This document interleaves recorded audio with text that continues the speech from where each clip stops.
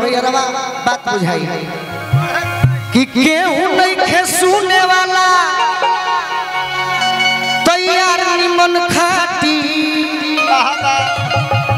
आज के डेट में भोजपुरी हमारे कैसन भइल बा बाबा ऐसा केहू नहीं खे सुने वाला अरे तैयार निमन खाती लोगवा झूठे पिटत छाती भोजपुरी माटी हो गई। कैसे माटी हो गई? श्रोता बड़े कमिटी बा तो का होगा बाउर के लोग विरोध करत बा सुमिरन में धरे बेचैनी। आज बाउर के सगरे विरोध लोग करता बाकी फिर भी बाउर के लोग विरोध करत बा सुमिरन में धरे बेचैनी। काहे खातिर जलत पे आसी नचनिया बोलाई काहे देरी रौरा कइनी।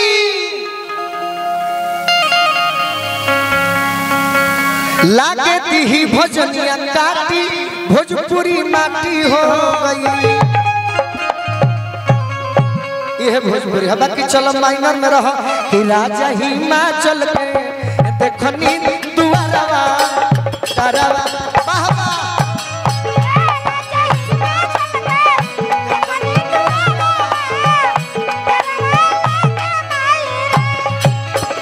कहतारी कि गौरा के बर संग देखन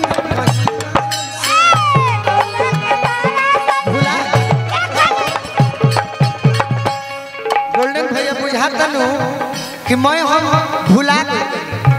अब भाव बनाओ तनी बाकी बनत बना हमारा तो वे तो गांव है से गावत रहो गोली लगला से दिमाग को ज्यादा सर बुझाता नहीं कि तो बरियारी पहन ले लेबे।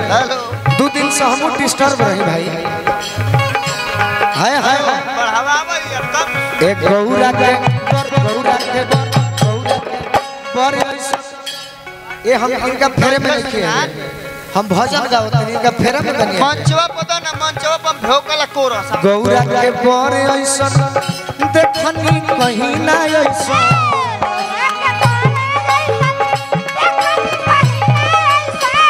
सुमन भैया फालतू डांस पर हमरा के पुरस्कार देले बनी पद प्रतिष्ठा बन रहो कि गौरा के बर ऐसन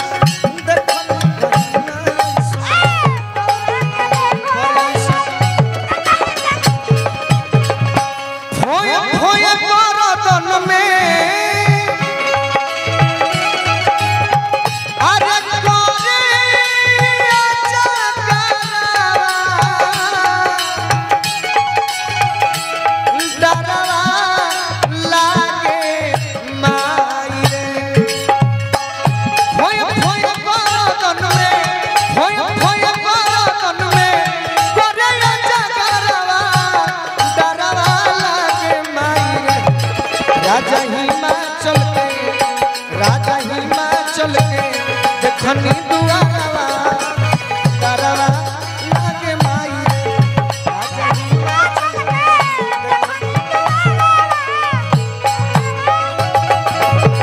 के राजा हिमाचल के देखनी दुआरवा तारवा लागे माई राजा हिमाचल के देखनी दुआरवा तारवा लागे माई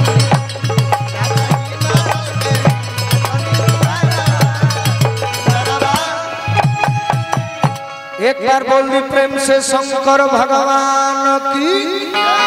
एक और गीत हनुमान जी के ओकर बाद से आगे पहले गोलू राजा जी हैं भले खैला बिना मर जाई हैं बाकी ओकर मदद पहले हुई अयांश आज कष्ट में बड़े बाकी इहो देखे बाकी हमार पड़ोसी भी कष्ट में बा 5000 दिन मर जाता बाकी अयांश हमार छोट भाई बड़ा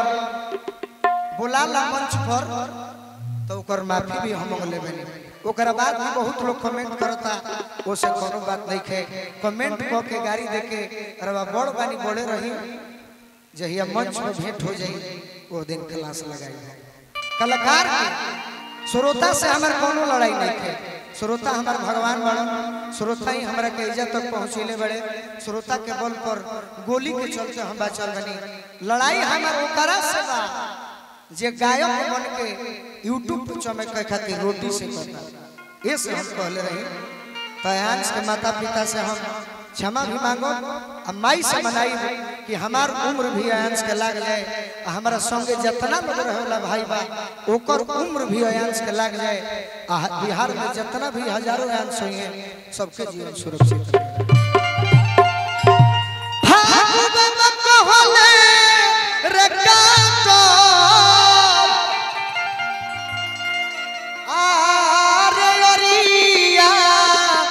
से जोरिया चिंता से दहिया अरे गलताया चिंता से दहिया गलताया चिंता से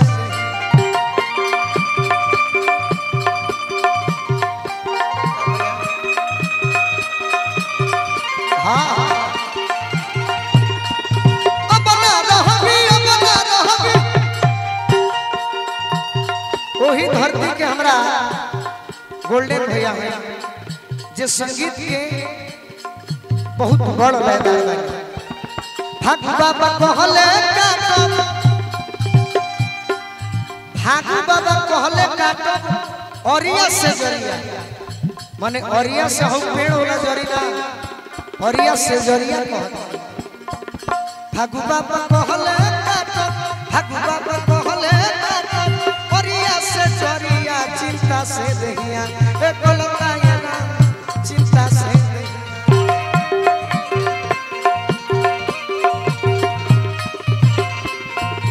अभी अभी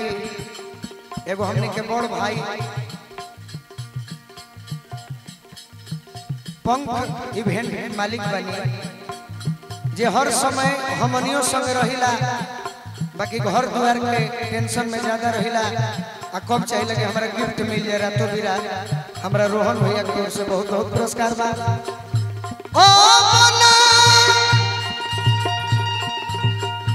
रहबी राजा जी रौरी मोहलिया सब दिन के बोलिया सललायना